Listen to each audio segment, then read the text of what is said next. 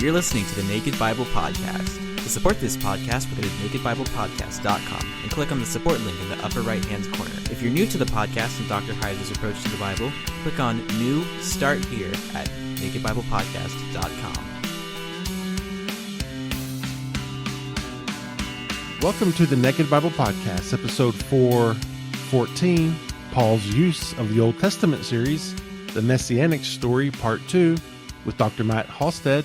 I'm the layman, Trey Strickland, and he's the scholar, Dr. Michael Heiser. Hey, Mike. How you doing? Oh, well, Trey, I know I've used this term before, and I'm going to use it again because I'm in it. I'm in the dead zone, Trey. Football's over. There's no baseball. I don't watch basketball. It's basketball. Or hockey. What are you talking about? It's basketball. March Madness I is can't around watch the it. corner. March Madness is, in my opinion, the greatest single sporting event. I'm sure I've said this before, but I think it's even greater than the Super Bowl for me personally. I used to watch it. I don't know why I lost interest in it, but I remember when I was in high school and college, watching it, but I just lost interest in basketball totally. So I'm suffering. I'm glad to hear you're not, but yeah, no, I'm in the dead zone. Doing pretty good. My Red Raiders are doing pretty good. But the only thing, the only thing positive I can say is it's forced me to get into my computer baseball replay games a little bit more. So that satisfies my baseball hunger, only to a certain extent. Yeah, gotta have the games. Well, it's fun talking sports to with Matt before the show too. He's a Sooner, so for those out there, Boomer Sooners. That's the last time I'll ever say that again, Mike. But his Sooners beat my Red Raiders. The Red Raiders, we just cracked the top 10 the other day in the nation. We're ranked 9, and we went to This is Norman. basketball, right? It's basketball, yeah. And they beat us, so it was fun talking to him about sports a little bit. So I like that. It's okay that all these biblical scholars and whatnot, they're into sports and competition. I like that. It's a fun. That's right. That's right. Fun. It's no sin. Yeah, it's fun to talk something other than the Bible sometimes. Sometimes. As long as, yeah, sometimes. All right, Mike. Well, hey, we've got the Messianic story part 2 today. Could you give us a little heads up of what we're going to talk about? Yeah, we're going to continue along with the theme of really thinking about prophecy not as statement, fulfillment, but as story, and then reenacting the story. That's going to become important because we're going to be seeing how certain of these threads, especially the servant idea, gets married to David. And the servant idea has long tentacles that reaches out and connects to a lot of the things we've talked about up to this point. So the servant parts of the Old Testament, and you even get that language in the Psalms as well, which is where we'll start with it. This stuff is going to become really important to start filling out the Messianic resume or the Messianic profile to see how all of these things come together in certain passages. We're leading up to ultimately looking at New Testament, starting our episodes with New Testament so that we can look at what Paul or another New Testament writer is doing with the Old Testament. And this will help us to understand why he's reading it the way he is. So we're still table setting, but we're getting to the point where some of the things are starting to come together. Well, we're pleased again to have Matt Halsted back on the podcast. We're continuing our series on how the Messianic motifs, the Messianic profile of the Old Testament really gets built out. How that really happens with what's going on in the text, and then how Paul especially, but other New Testament writers, how they talk about Messiah in light of their own reading of the Old Testament as what Matt coined a storied reading of the text. So what we've learned to this point in our series, and by this time we're, I think, 3 episodes in here. I'm not going to ask Matt to reintroduce himself. If you want to know who Matt Halsted is, you can listen to one of the first 3.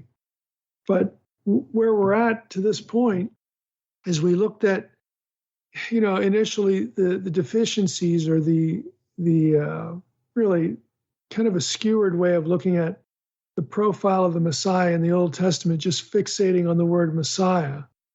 But we did that because that's how academics tend to approach this subject. They say, well, you want to know what the Old Testament expectation of Messiah was? Let's look up all the places where Messiah is mentioned, and then we'll see what those verses say, in their own context at the time, and there you go. That's it. Job done. Well, it doesn't take too long to figure out that if you do that, most of the Messiah talk is about a present actual king in the line of David at some point, but historical kings, and not about a future atoner or a future deliverer. You don't really get talk of a divine man. You don't get a lot of the things that we associate with the figure of the Messiah if you just approach it that way. And that's what allows a lot of scholars to claim that the New Testament portrayal of Jesus in the Gospels, and then, of course, Paul's theology of Christology of Christ, how those things do not, they claim, overlap with what you actually read in the Old Testament. And so Matt and I object to that. We think it's quite an exaggeration and a misreading. And so we're approaching it from a different perspective. That is, there are lots of places where you read stories in the Old Testament about a deliverer or about the Son of God or about a particular seed or offspring from a particular line being God's servant to undo the effect of the fall and to fulfill the covenants. There are a lot of those passages, and many of them don't even use the word Messiah at all.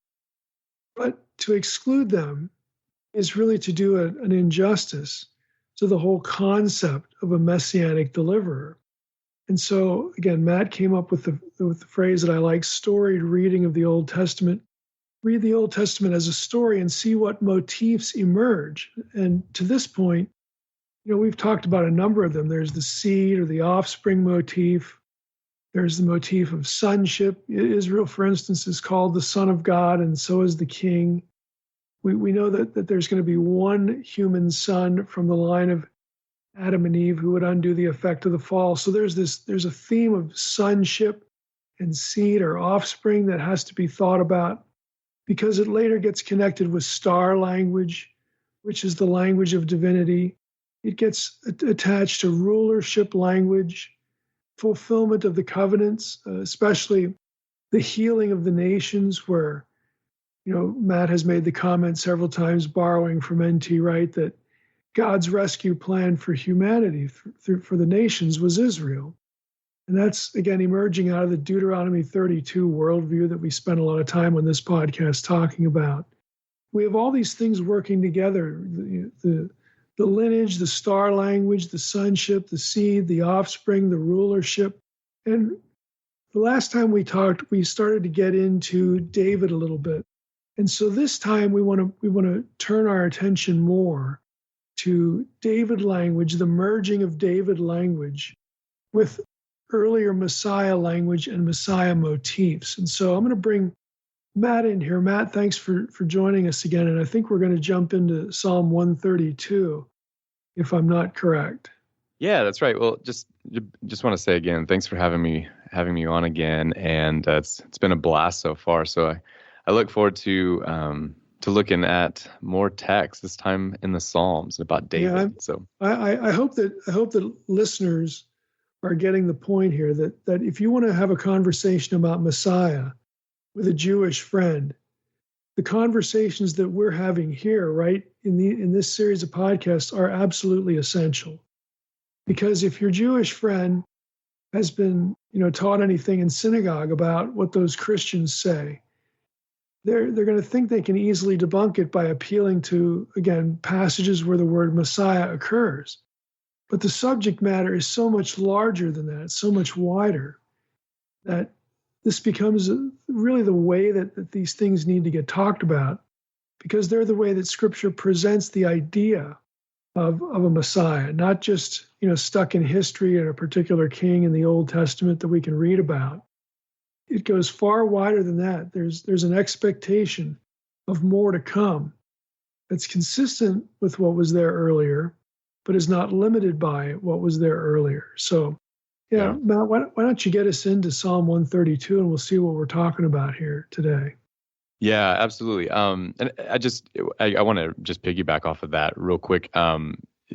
If we do just look at those Messiah texts and point our Jewish friends to those texts, then it'll be a huge letdown, and our really defense of the gospel and our witness for Christ, Jesus as Messiah, it's gonna fall flat, and we end up kind of looking silly and maybe even disappointed later if we don't look at that storied approach, or take that storied approach that we've been talking about. And I want to say about that, I didn't come up with that myself by no means. I really lean into N.T. Wright, of course, on this. The New Testament and the people of God. That changed my hermeneutical life. And so I highly recommend that book. And of course, my own PhD advisor, Torsten Moritz. He's a German scholar, just an absolutely brilliant man. And he really put that whole storied idea into my heart, and I just can't get away from it every time I read scripture. It's good stuff. It's good. Yeah. It's more plain language than meta narrative, which is why it has an appeal. Yeah, that's good. Yeah. I think you're right. It has a lot of a value, a cash value, I guess you could say, reading value when it comes to reading scripture. I think I mentioned this last time when I began reading the Old Testament for the first time, and just the Bible in general. I didn't know what to do with it. Like it just is it a bunch of random texts, that have no connection with each other. And a lot of people see that about the Old Testament. I mean, unfortunately, we Christians aren't known for knowing our Old Testament as much as we should, because it's hard to understand, but it's easy to understand if you can trace the story. You do that by tracing motifs. And like we've been talking about in Psalm 132, you mentioned we can jump into that. This is a text that is going to continue with some of these same motifs that we've been talking about. And specifically the David motif. We've talked about the Davidic covenant, the sonship idea that God would raise from David a leader, a king, and so forth. And Psalm 132, I think, is super insightful in this regard. Are you going to read any of it? If yeah. you do, tell us what version you're reading from. Let's use the ESV. So Psalm 132, it's fascinating because it's a pre-exilic text, right? So by that we mean, of course, that it's a text written before the exile. So there is currently a king. I'm not sure who, but there's currently a king on the throne. And this psalmist is praying for that king. And he spends, starting with really verse 1 to 9 or so. So starting with verse 1, he says, "Remember, O Lord, Yahweh, in David's favor, all the hardships he endured, how he swore to the Lord and vowed to the mighty one of Jacob, I will not enter my house or get into my bed. I will not give sleep to my eyes or slumber to my eyelids until I find a place for the Lord, a dwelling place for the mighty one of Jacob." And of course, this recalls 2 Samuel, how David wanted to build God a house and so forth. And then, so that's I read verses 1 to 5. By the time we get down to verse 10, we see this interesting text. I'll read verse 10 and following. He says, "For the sake of your servant David, do not turn away the face of your anointed one," or literally there, your Messiah, your anointed. And how should we take this? Is he talking about a future Messiah here? Scholars are going to rightly say, well, no, he seems to be talking about the current king. So whoever this psalmist is, right, they're writing about the current king. Sure. And they're asking that the favor of David would rest upon the current king, who is called Mashiach, the Messiah. And it's really interesting there for a number of reasons. And I think one observation we can take away is that, like we mentioned before, historical kings could be called the Anointed One, right, or the Messiah. Sure. So that's pretty simple, straightforward. But what's even more fascinating, I was thinking about this text yesterday and today specifically, is that the psalmist appeals back to the Davidic covenant for the blessing and favor upon the current king. And that's very, very important. It gives you the flavoring right away that it has some ongoing or everlasting value. That's the key. Ongoing, everlasting value. It really reveals that the early Jews, even pre-exilic Jews, right? They were thinking along the lines of how the Davidic covenant had ongoing, continual effectiveness throughout history. Yeah. Before we depart from that, that's important, because what scholars will say is that it took the exile to generate the idea of looking forward to an ultimate Davidic ruler. And what you're saying is, well, here we have people before the exile. They're not in exile, and they're still thinking along these lines. It's fascinating. It's so fascinating. Yeah. Definitely pre-exilic here. Definitely praying for the king, this Davidic king here. But this Davidic king is only labeled Messiah here based on his lineage from David. Okay. Now that's interesting. But again, you pointed it out very well here, is that there's ongoing significance. And this implies, and we'll see this later on in additional texts, but this implies that there is still a future anticipation that the Davidic covenant will be fleshed out on down the road, right? So while it is true that this text is talking about a past historical king and not the future eschatological Messiah, right? It still allows for ongoing interpretation for a coming Messiah because of the Davidic covenant's ongoing meaning that it has in the life of it. So that's a very important text here. If we go on down to, well, I'll just read, picking back up on verse 11 down to 17 or so.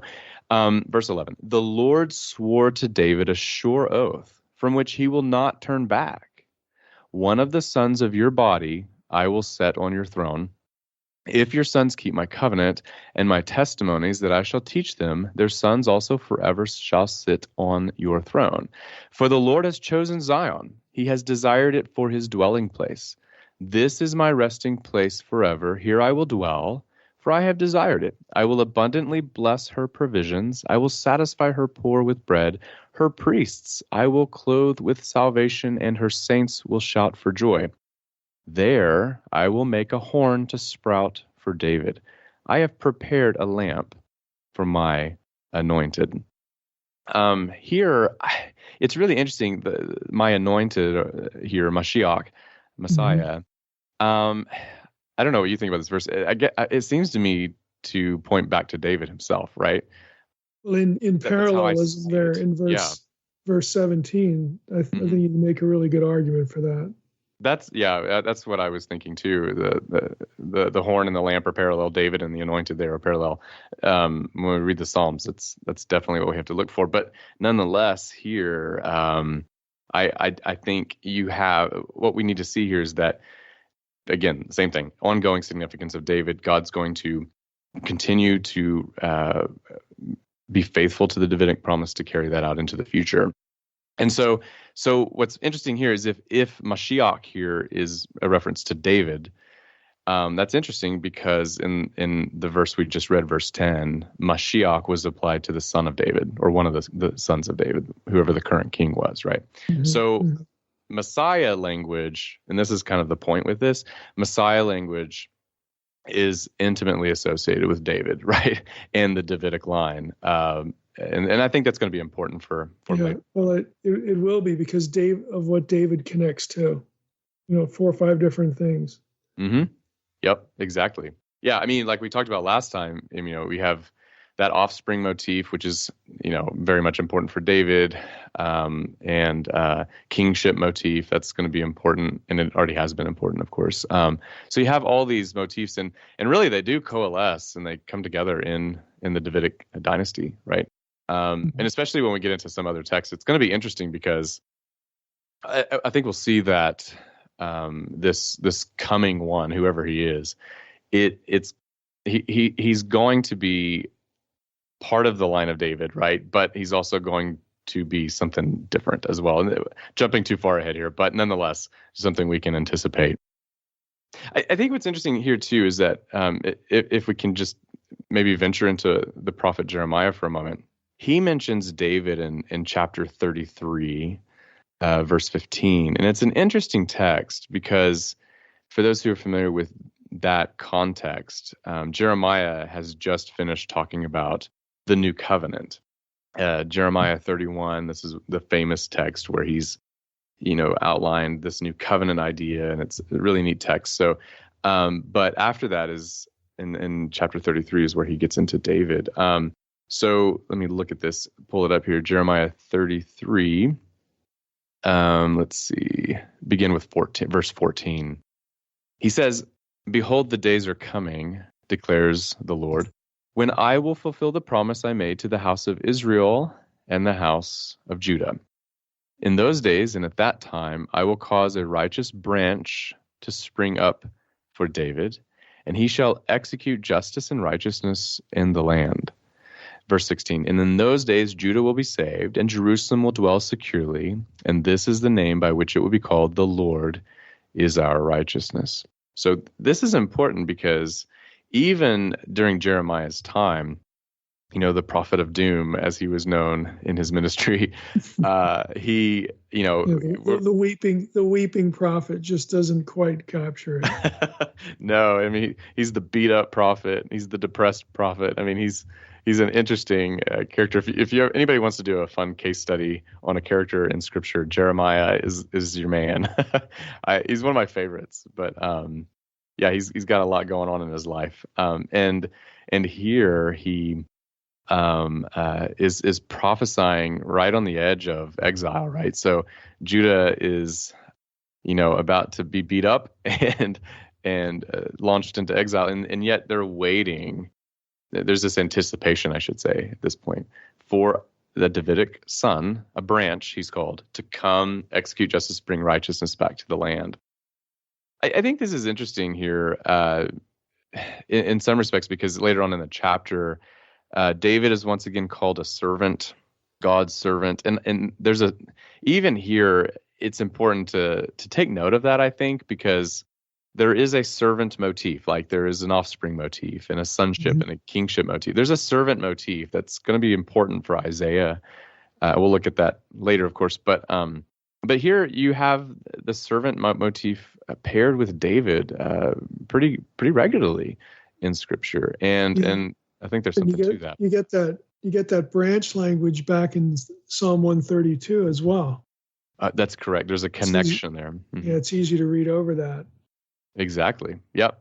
The branch language, the springing up or the sprouting. Yeah, in verse 17. Yep, that's exactly right. And so here we have, is this a Messiah text? Well, it is in one respect, because we saw how Messiah language is paired with David language in the Psalm 132.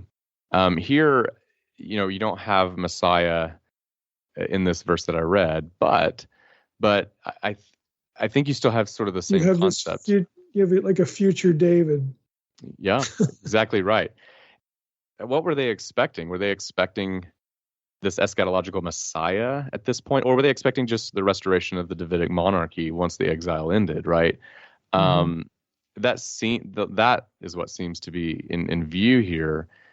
But anybody familiar with how the story of Israel continues to go is that there's a lot of disappointment because the monarchy doesn't quite get restored in the way that people want it to, right?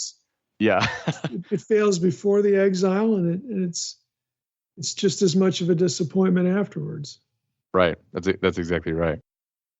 And interestingly, if we jump back to the Psalm 89, I think Psalm 89 here is a very important text in this respect, because here we see the reaffirmation of the Davidic covenant, that God's going to use David's son to do great things for his people, and yet there's a complaint, a lament in Psalm 89, and I think it's worth reading the text itself, because it really captures how the hopes were dashed for the people of God. And yet also how they're holding that in tension with the promise that God's going to use David, right? But it's a fascinating. Yeah, I don't know. I think the whole thing. How many verses is this?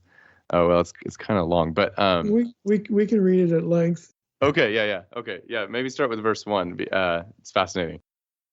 I will sing. So this is verse 1. I will sing of the steadfast love of the Lord forever. With my mouth, I will make known your faithfulness to all generations. For I said, steadfast love will be built up forever in the heavens. You will establish your faithfulness. Verse 3, you have said, I have made a covenant with my chosen one. I have sworn to David, my servant.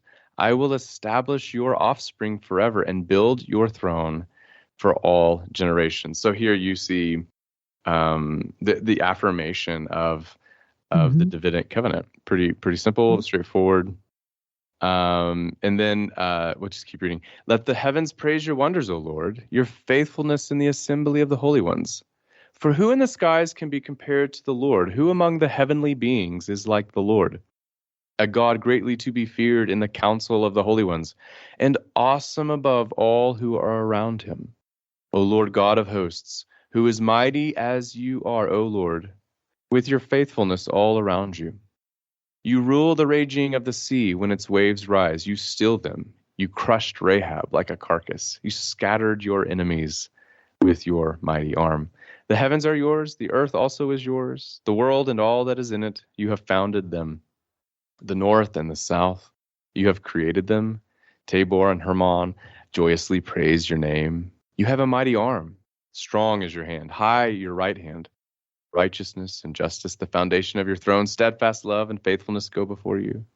Blessed are the people who know the festal shout, who walk, O Lord, in the light of your face, who exalt in your name all the day, and in your righteousness are exalted. For you are the glory of their strength. By your favor, our horn is exalted, for our shield belongs to the Lord, our King to the Holy One of Israel. Of old, you spoke in a vision to your godly one and said, I have granted help to one who is mighty. I have exalted one chosen from the people. Verse 20, I have found David, my servant. With my holy oil I have anointed him, so that my hand shall be established with him. My arm also shall strengthen him. The enemy shall not outwit him. The wicked shall not humble him. I will crush his foes before him and strike down those who hate him. My faithfulness and my steadfast love shall be with him, and in my name shall his horn be exalted. I will set his hand on the sea and his right hand on the rivers. He shall cry to me, you are my Father, my God, and the rock of my salvation. And I will make him the firstborn, the highest of the kings of the earth. My steadfast love I will keep for him forever, and my covenant will stand firm for him. I will establish his offspring forever, and his throne as the days of the heavens. If his children forsake my law and do not walk according to my rules, if they violate my statutes and do not keep my commandments, then I will punish their transgression with the rod and their iniquity with stripes. But I will not remove from him my steadfast love or be false to my faithfulness. I will not violate my covenant or alter the word that went forth from my lips. Once for all I have sworn by my holiness, I will not lie to David. His offspring shall endure forever. His throne as long as the sun before me, like the moon, it shall be established forever, a faithful witness in the skies. But now you have cast off and rejected. You are full of wrath against your mashiach, your anointed.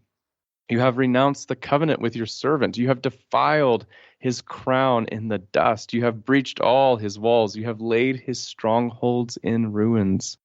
All who pass by plunder him. He has become the scorn of his neighbors. You have exalted the right hand of his foes. You have made all his enemies rejoice.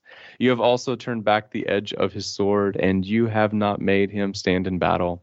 You have made his splendor to cease and cast his throne to the ground. You have cut short the days of his youth. You have covered him with shame. How long, O Lord, will you hide yourself forever? How long will your wrath burn like fire? Remember how short my time is. For what vanity you have created all the children of man. What man can live and never see death? Who can deliver his soul from the power of Sheol? Lord, where is your steadfast love of old, which by your faithfulness you swore to David? Remember, O Lord, how your servants are mocked, and how I bear in my heart the insults of all the many nations, with which your enemies mock, O Lord, with which they mock the footsteps of your anointed. Blessed be the Lord forever. Amen and amen. So it's quite a lengthy psalm there, but There's some very, very clear things, though. Clear connection between David and Mashiach, between David's line and Mashiach. I was too in my focusing on how Psalm 89, there are various places it follows the Baal cycle, which lends a flavor of divinity to the one about whom is being spoken. So we don't need to get bogged down in that, but it is still an element. The whole thing about setting David's hand, or the descendant of David, setting his hand on the sea, Yam, and his right hand on the rivers. Again, they're not just to pull that out, but this is in a section where the psalm borrows from the Baal cycle. And it's a clear reference to Baal, who was the co-regent under El, his victory over the sea and the rivers, over Yam, and Nahar. They go by the same two names for the same deity. And the Baal cycle was about who gets to be king. It's about kingship, but it has this. It smacks of this divine ordering and really divine character in it. But I don't want to get back down into the really, really ancient stuff. Yeah. It's good stuff, though. It's really cool. But it's good, and it's the whole setting in the divine council. That's where your Baal motifs begins, back up in verses 5 through 8, and then the witness in the clouds. Again, it's more council language later on. It's just a lot of good stuff. But for our purposes here today, why don't you just track through it and show how Psalm 89 really borrows from all these motifs we've talked about.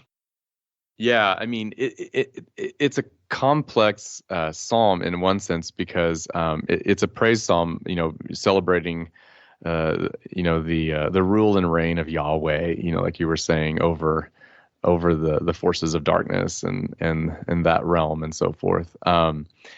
Specifically here, for our purposes, is that it's in the context of both celebrating God's rule through David and the covenant that he made with David. So we saw that in the first several verses. Lord, you've made a covenant with the chosen, with David, your servant, and so forth. So that's celebrated. But then, starting in verse, 38, all the way down to the end, there's a lament, deep. It's dark. Yeah, it's very, very dark. It's a cry. It's a desperation. It's a lament. In a sense, he accuses God, or raises the question about whether or not God has been has left off his covenant, forgotten. He accuses God of being against his anointed and even renouncing the covenant. So just to spur memory, 38, 39, he says, "But now you have cast off and rejected. You are full of wrath against your anointed. You have renounced the covenant with your servant. You have defiled his crown in the dust." And so this is just very typical in-your-face sort of prayer, right, for a Jew in the Old Testament, right? It's very Jeremiah-like. Jeremiah chapter 20 is quite the chapter where he's really accusing God of stuff. And here we see the same thing. So why is this important? Well, it's important because it captures kind of the dissatisfaction with how things have turned out for the Davidic son that is around at the time, right? Whoever the king was, which is real. A real historical king, right? And it captures that. Okay, this is not working out like we thought. God, have you forsaken the covenant? Right? Have you done that? And what's interesting is if you go back to the section above that, so verses 20 to 37. God says, "I will not lie to David. I'm going to be steadfast and I'm going to be faithful to the covenant. I will not violate my covenant or alter the word that went forth from my lips." That's in the text. Mm-hmm. And yet right after that, we see the lament, "Lord, have you actually done that though?" Right? Have you forgotten? And so I guess I just point this out is that there is reaffirmation of the covenant with David, but there's deep dissatisfaction with the way things have turned out. And I think that, yeah, even though this is not specifically messianic in the sense that it's saying, hey, here comes a Messiah, at the end of time, it nonetheless causes the reader, there's a rhetorical effect here that it causes the reader to think, okay, so we're going to need somebody else to do this. We're going to need somebody else. God's got to do better than this. He has to. For sure. Because currently it looks like he's forsaken the covenant, right? And he's forsaken the promise. Jumping just real quick to the New Testament, I think it's fascinating when we look at Paul, who in Romans 15, verse 8, might be alluding to at least part of this psalm. So in 15, verse 8, Paul says this. He says, "For I tell you that Christ," now this is Christos, or the equivalent of Messiah. So I'm just going to say Messiah because that's probably that's definitely how they understood it. So he says, quote, "For I tell you that Messiah became a servant to the circumcised to show God's truthfulness, in order to confirm the promises given to the patriarchs, and in order that the Gentiles might glorify God for his mercy." So Romans 15, 8, 9. Why is that important? Well, it's interesting because when Paul talks about Messiah or Christos, obviously he's talking about Jesus, but he calls him a servant. And he's a servant who came to show God's truthfulness and to confirm the promise made to the patriarchs. Now, that's important because when we read that side by side, this Psalm 89, we see that, at least for Paul and many of the early Christians, Jesus is the one in whom we can find the fulfillment of the Davidic promise. He is the servant who did come, who reveals God's truthfulness to what? To the covenant, to the promises that God has been making in the past. And so I think just keeping that in mind is that, Paul, early Christians, as they're thinking through Jesus's role in his ministry and his function on the earth in the first century, they are using Old Testament categories such as servant, the servant motif. Because it's right there. It's right there in Psalm 89:20. I mean, the term servant is used. Yeah, that's right. That's right. And so there's no reason to think that Paul's just inventing stuff out of thin air. No, he's read this psalm, right? Psalm 89. "I have found David, my servant. With my holy oil, I've anointed him." Right. So what you're suggesting is that when Paul's thinking of Jesus as Messiah and servant, I mean, his mind could be going out to any number of passages that depict the offspring of David as a servant, whether it's here in Psalm 89 or somewhere else in Isaiah. Absolutely. Yeah. In fact, just talking about Romans, he begins his letter to Rome, Romans 1, by calling Jesus a descendant of David. So that we know that this is the paradigm. That's where he's going. That's where he's mentally going. Absolutely. And here, Psalm 89, verse 20, you have David, the word David, the name David, the word servant, and the word, or the verb, mashiach, right? To anoint, to anoint, right? Yeah. And so you have all three of those in one little verse here. And in going back to Romans 15:8, you have Christos, or Messiah, servant, there as well. And so it's not unreasonable to think that, Paul's operating with these same categories, right? He's not doing anything new in the sense like he's inventing his own sort of religion, right? No, I mean, he's a good Jew, and he's got categories through which he can make sense of the Christ event, right? Mm-hmm. So that's very important. So there's lots we can say about Psalm 89, but just I think the main thing for us is just to say there's deep dissatisfaction with the way things have turned out. And by the way, Psalm 89, there is debate about, when it was written or the context, date and time. Is it pre-exilic, exilic, or post-exilic? I know Joseph Fitzmyer, he's going to say that it probably has something to do with a pre-exilic king, but he calls it a mixture of everything. But there's a lot of scholars who are going to question, maybe this is post-exilic or exilic or something. Whatever's going on, though, there's definitely deep dissatisfaction. As soon as you link it to David, you're before the exile anyway. So True. you can't just wipe that off the table. Mm-hmm. Right, exactly. Yeah. Lots of things there. So I read this as anticipating someone else to come. Right. It's not messianic in the sense that, he's prophesying a Messiah. No, he's leaving open a door through which the Messiah can come, and that's where the Paul text in Romans 15 comes in. He's creating part of a profile of expectation. Yeah, that's a great way to put it. He's creating that profile. Psalm 2. I mean, there's another psalm. It's a very, very important psalm. Pre-exilic. It's an enthronement text with many echoes to 2 Samuel 7. The Davidic idea. So let's see here. Goes back to creation. Just like Psalm 89 did. Yeah, that's right. So let's see. Where do we begin with this? I'll let you read it this time. I'm going to get another drink. Why do the nations rage and the peoples plot in vain?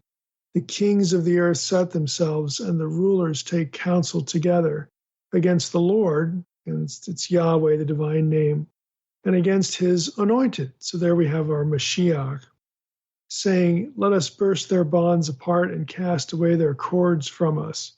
He who sits in the heavens laughs. The Lord holds them in derision. Then he will speak to them in his wrath and terrify them in his fury, saying, as for me, I have set my king on Zion, my holy hill. I will tell of the decree, which that's an interesting statement, just that. I will tell of the decree. What decree are we talking about here? The Lord said to me, you are my son. Today I have begotten you. Ask of me, and I will make the nations your heritage, and the ends of the earth your possession. You shall break them with a rod of iron and dash them in pieces like a potter's vessel. Now therefore be warned, O kings, be wise, be warned, O rulers of the earth. Serve the Lord with fear and rejoice with trembling. Kiss the Son, lest he be angry and you perish in the way, for his wrath is quickly kindled. Blessed are all who take refuge in him. That's the whole psalm. There's a lot in here, again, with some of these motifs that we've been tracking on. Yeah, exactly. And immediately, as you said, verse 2, the anointed one is there.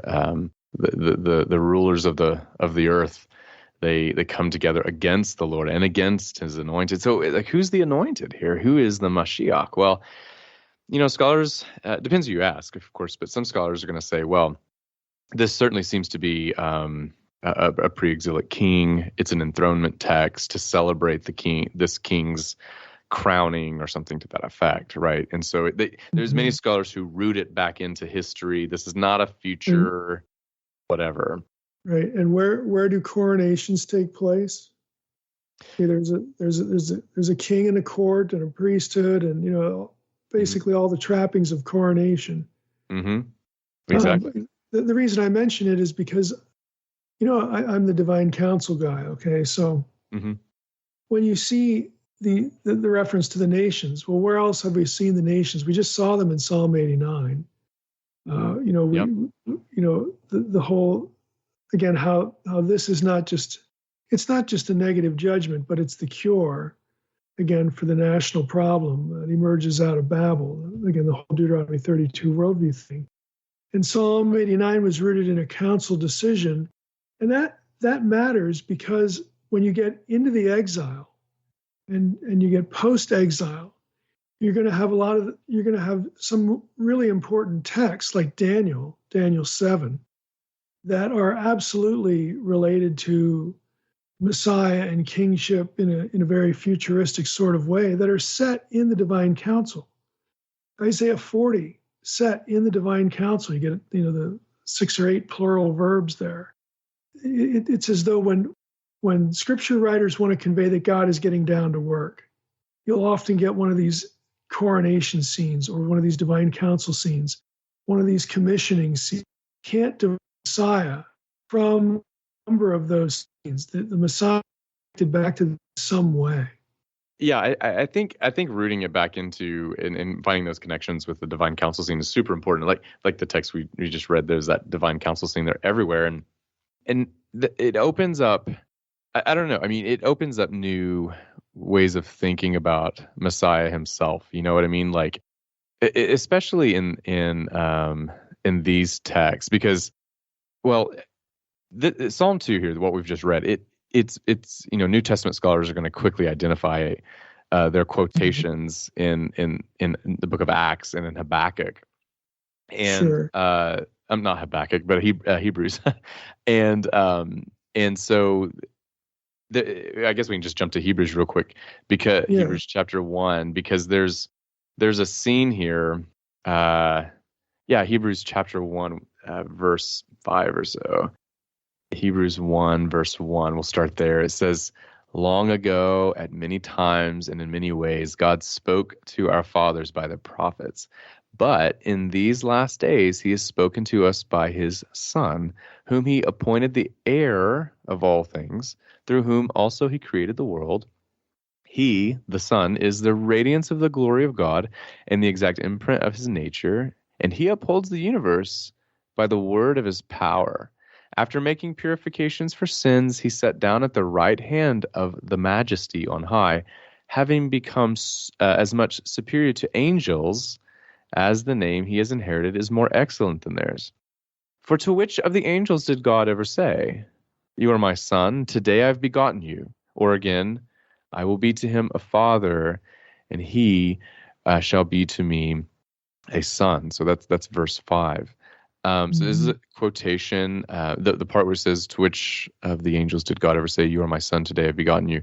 This comes from Psalm 2, the psalm that we just read. And I'm curious. I'm sure you have a lot to say about the whole angels. To which of the angels did God ever say? And there's like this setting apart of the Son. Is this a divine counsel sort of text? I mean, I know the angels the word angel is used. Yeah, well, there are several pretty deep connections, especially in Second Temple lit, like the radiance of the glory of his power. The apogosma.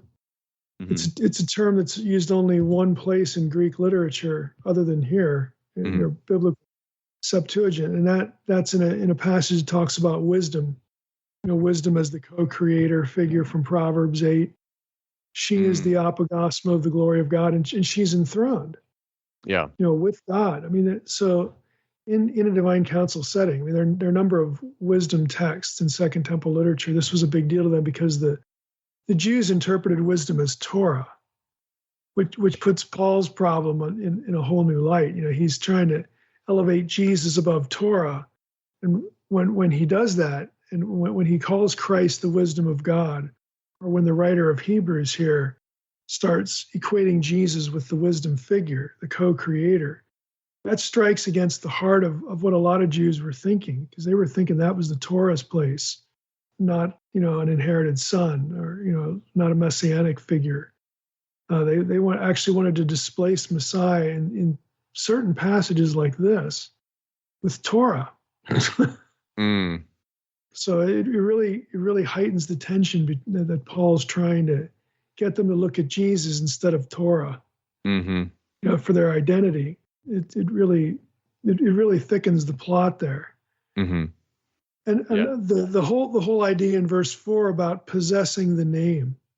Again, you can't talk about possession of the name and not run into the Malach Adonai, the angel of Yahweh, in whom was the name, or God Himself, who is the name in other disparate passages. I mean, it gets very tight when it comes to associating this figure with deity in a council setting. And then the Messianic stuff, as you're talking about with Acts and some of these other passages in Romans.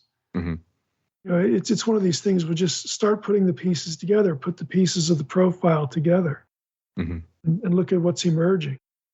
Yeah, and here in verse 5, he elevates the Son, who obviously is Jesus here, above the angels, right? Yep.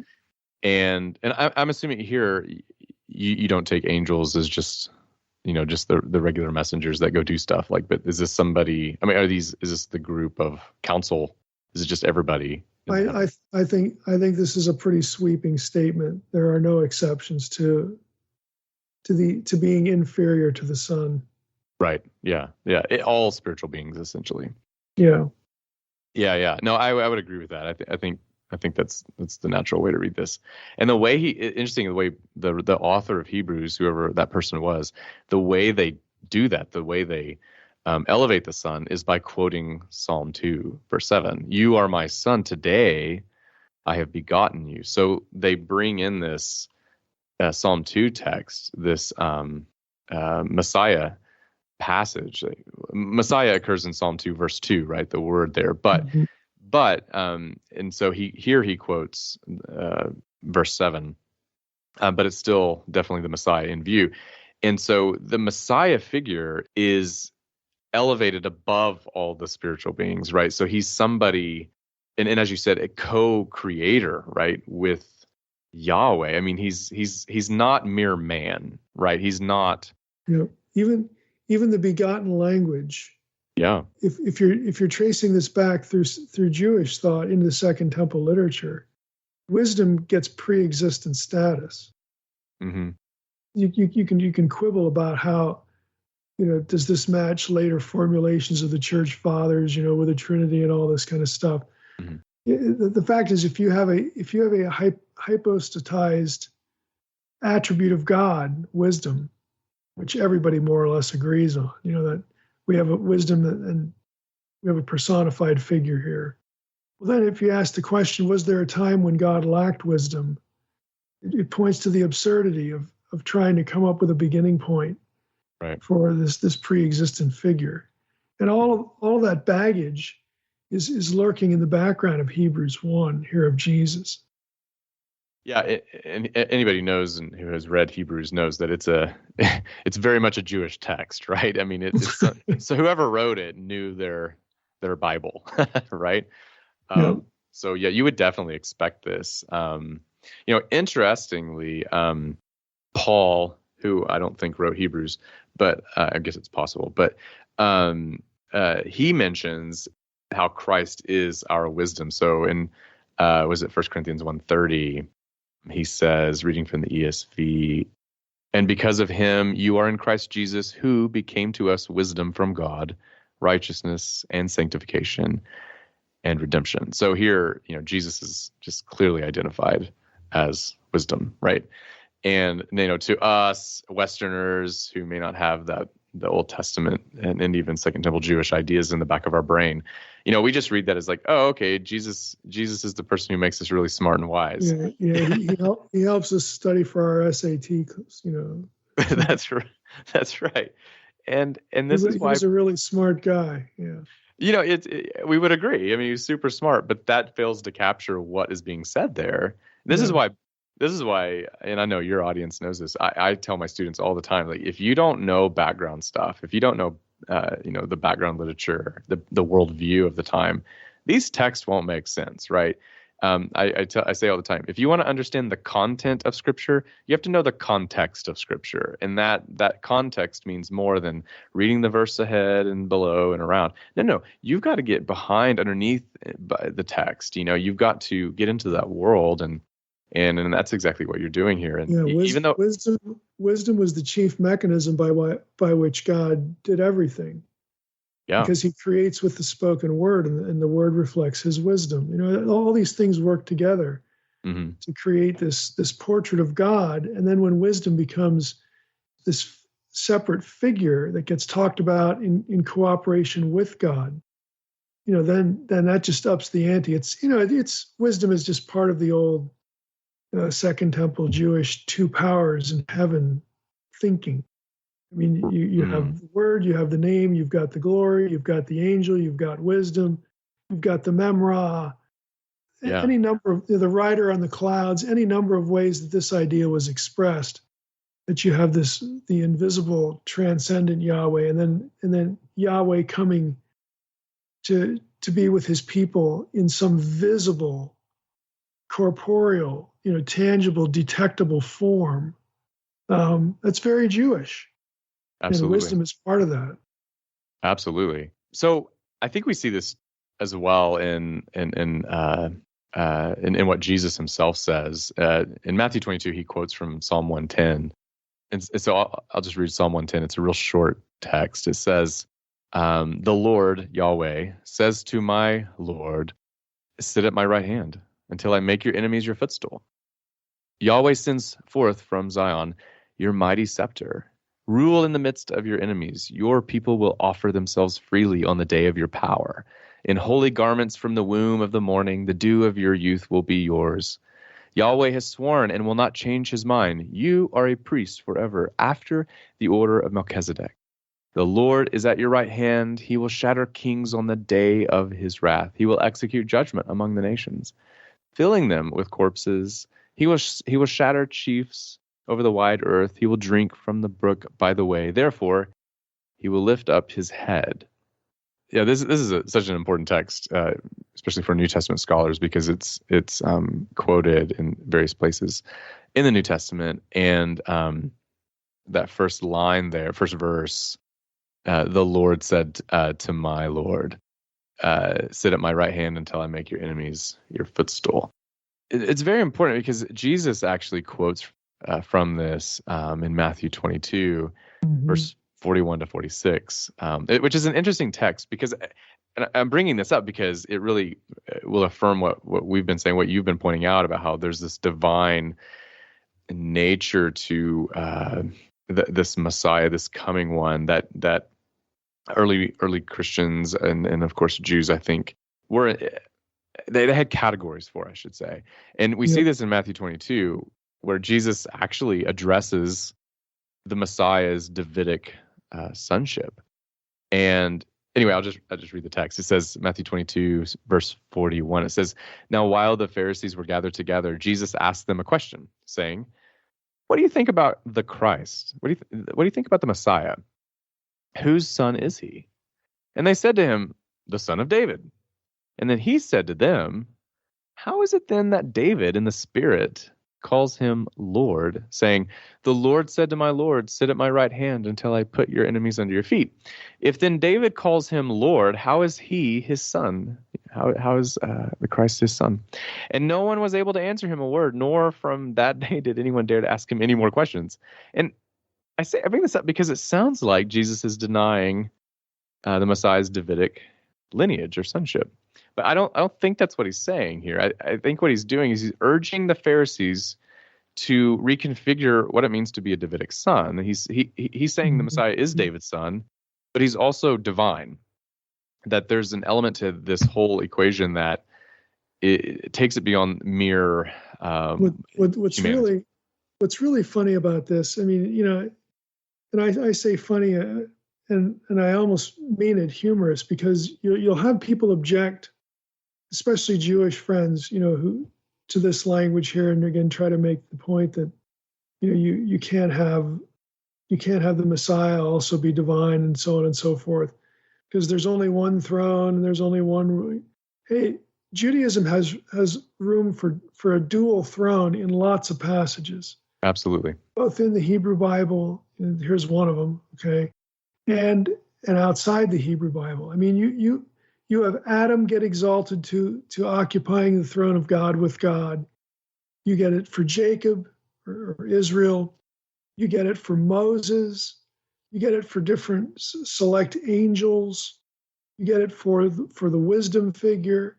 I mean, the people who say this are just not informed of how Jews were thinking about this. To a Jew, to I should say a literate Jew, someone who had run into these texts, okay? The idea that there could be a twin throne in heaven, and both of them, Yahweh, there's this Yahweh here, and then there's the other figure that is Yahweh, but is also different than Yahweh. That was familiar thinking. It was familiar thinking. So for Jesus to, basically make himself part of the conversation, that would have been the crazy talk, because he's standing right there in front of them. Mm-hmm. The idea of sharing God's throne would not. Right. I mean, it's here in the text. The Lord said to my Lord, sit here. Right. And if it's God's Yahweh. throne, it's by definition divine rule. Right. You know, you can't take a step down and still call it the rule of God. Mm.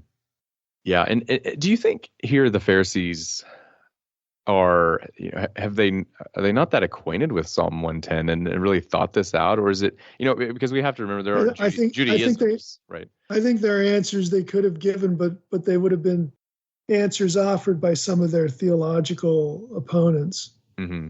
I think they're averring to their own position here, and there would be plenty for them to talk about, but it wouldn't be subject matter that they were very warm to. Gotcha. Okay. Yeah, that makes sense. Yeah. Yeah. Psalm 110. It's just another example of how it provides categories for thinking about the two powers, right? And how Jesus is, divine prerogatives. He's carrying out the functions of deity, in many aspects of his ministry, so he's not doing anything, that the Old Testament doesn't have categories for, right? Yeah, he's operating still within even intercession. I mean, there's a very strong motif in the Old Testament that the divine council, the members of the divine council, were mediators. Mm-hmm. This was part of their function. So, even that again smacks of divine status. And again, in the New Testament, of course, Christ becomes the lone intercessor, which in and of itself is a very important concept. Mm-hmm. But it has this backdrop to it. Yeah, absolutely. It's another piece here that falls right in line with 110 in this respect is Psalm 45, which it's an interesting text, and especially the way the New Testament interprets it. But so again, some scholars think it's pre-exilic. It's a celebration of marriage, perhaps of Solomon's marriage or something. This is according to Joseph Fitzmyer. Sure. And okay, we can just kind of go with that. But we read the first 7 verses. We see something pretty interesting. It says, verse 1, "My heart overflows with a pleasing theme. I address my verses to the king. My tongue is like the pen of a ready scribe." Now that's important because here it tells us who this psalmist is talking to. He says, "I address my verses to the king." Okay, so what's being said is said to pretty clear. Yep, the one on the current king of the time, maybe Solomon. He says, "You, king, are the most handsome of the sons of men. Grace is poured upon your lips. Therefore God has blessed you forever. Gird your sword on your thigh, O mighty one, in your splendor and majesty. In your majesty ride out victoriously for the cause of truth and meekness and righteousness. Let your right hand teach you awesome deeds. Your arrows are sharp in the heart of the king's enemies. The peoples fall under you." And listen to this part, verse 6 and 7. "Your throne, O God, Elohim, is forever and ever. The scepter of your kingdom is a scepter of uprightness. You have loved righteousness and hated wickedness. Therefore God, your God, has anointed you with the oil of gladness beyond your companions." I'll just stop there. How can you get away from the combination of divinity, deity, and anointedness right there in 2 verses? Yeah. It's interesting. Which is why Jesus goes there, Yeah, the New Testament does for sure. Yeah, in Hebrews, right? Hebrews mentions this here as well. It's interesting. Joseph Fitzmyer says that in verse 6, where it says, "Your throne, O God, is forever and ever." Your throne, Elohim, is forever and ever. He says that is, maybe a reference to the current king. So it's like elevating the king and depicting the king with godlike status. That's why the king is called Elohim. And I'm really curious when I was reading through this and looking through the Hebrew of it all. I was really thinking, I wonder what Mike thinks about this, and because I know you've done a lot of work on Elohim, right? And it's a broad term. I don't know. Is this a reference to the current king? What do you think about that, or is this something else? Golden Gate translates this with some significant difference. Okay. to essentially do away with the question. And I'm not saying it that way to be dismissive. I think Golden Gate could very well be right. So we don't have this tension here. What I see is I see the king being portrayed as the divine warrior. And so, if the king is functioning, think back to the demand for a kingship. We want to have a king just like all the other nations who can go out and come back in, conduct warfare. This is why Yahweh was offended, because up until the request for a king, he was the divine warrior. He was the warrior of Israel. Now they want to replace him with a man. God acquiesces to that, but of course warns them what the results are going to be. But way back in 1 Samuel. So I see the psalmist kind of doing this here. And so I don't think it would have been strange if you look at your king as God's proxy, in the way, in him being the warrior on your behalf. I think you could use language like this, to get that point across, because in the very next verse, he distances the king from God. So I think what he's trying to do is this proxy thing going on, and it's not an ontological statement per se.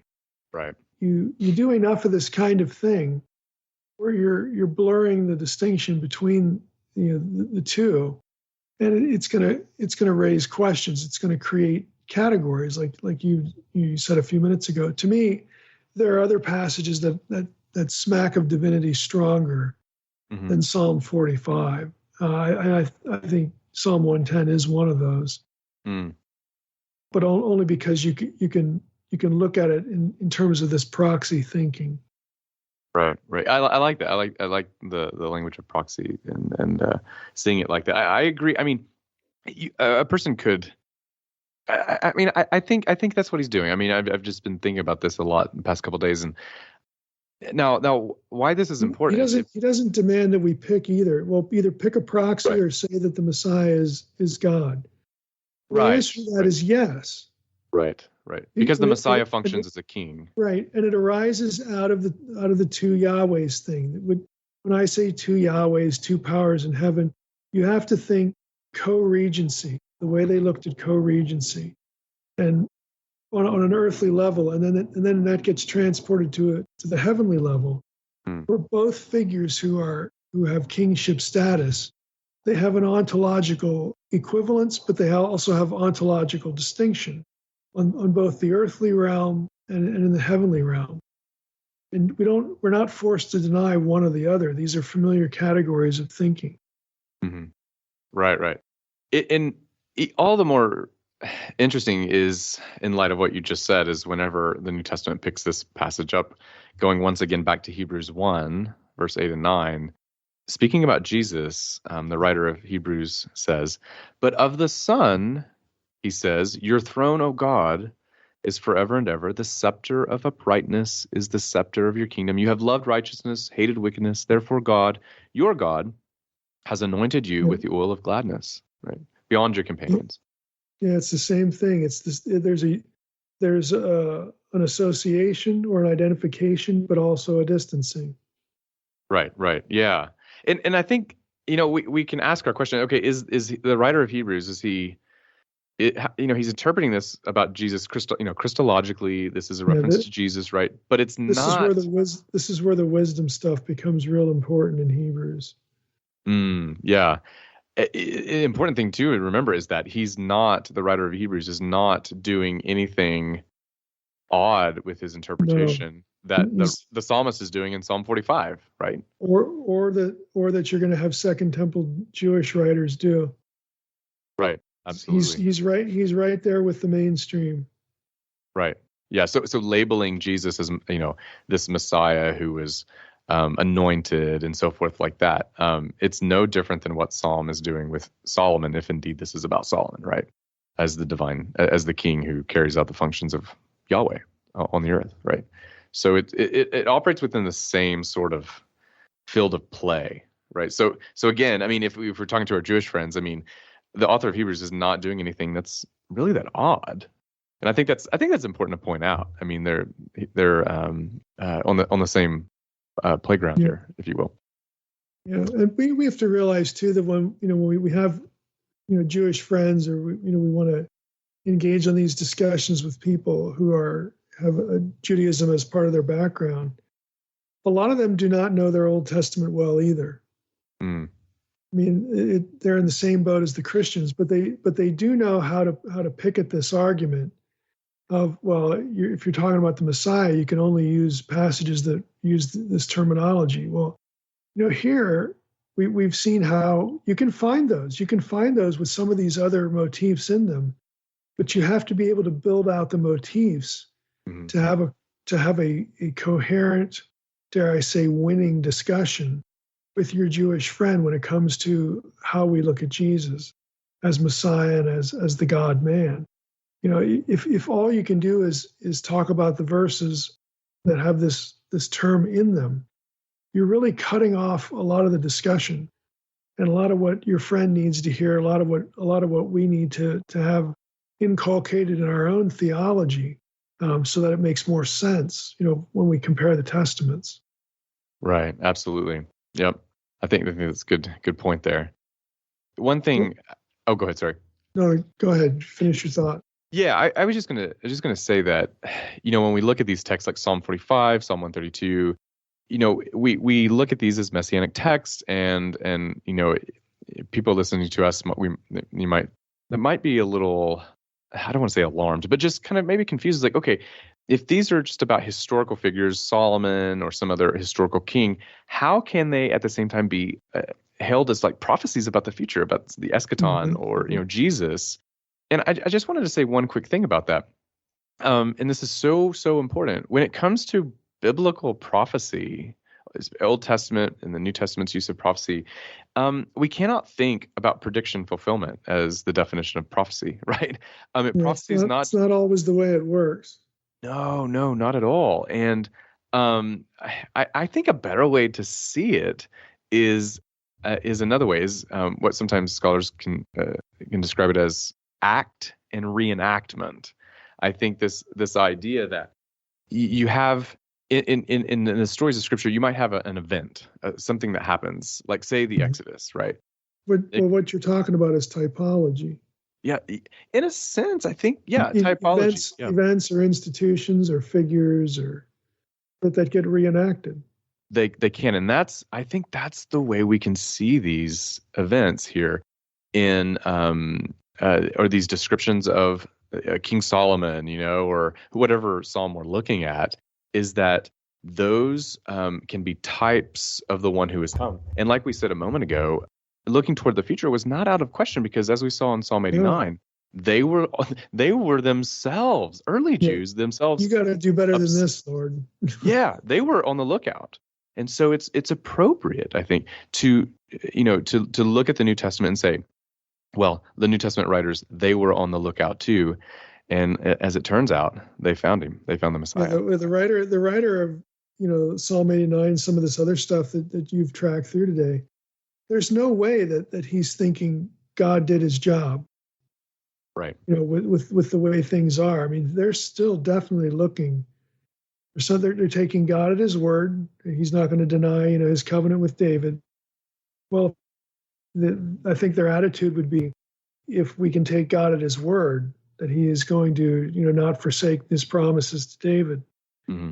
then what we see to this point, the point of Psalm 89 when it was written, and the complaint therein, God has not fulfilled. He's not been faithful. He's not fulfilled his part of the bargain. There's no way that this, we're going to consider this as a display of the truthful fulfillment of the promises of God. So therefore, there must be something to come. Mm-hmm. Right. And what's interesting is, and I guess we'll talk about this in the next episode, but Isaiah is going to point to that same thing. He's going to bring in the David motif. He's going to bring in that whole idea of sonship too. And he's going to be talking about someone he calls the servant. And that's where things get really interesting, because I think the servant is definitely someone who is coming in the future, at least from the perspective of Isaiah. And he's going to meet all those requirements and fulfill all the hopes and expectations of these early Jews that we've been seeing. Yeah. Yeah, we that's a good place to stop, because Isaiah is just there's such a truckload of data there. Right. So we want to reserve that for next time, but it's a good place to wrap up. So thanks again for the discussion, Matt, with all this. And again, for our listeners, what we're trying to do is we're trying to help you think about Messiah more biblically. Okay? It's that simple, so that you can defend the consistency and continuity between the Old and New Testament on the subject matter of Messiah, and not fall prey to objections that you might get through academia, that the Old Testament portrayal doesn't match the New Testament, or again, people who might be Jewish and might have been taught this is how you talk to Christians and get them off your back.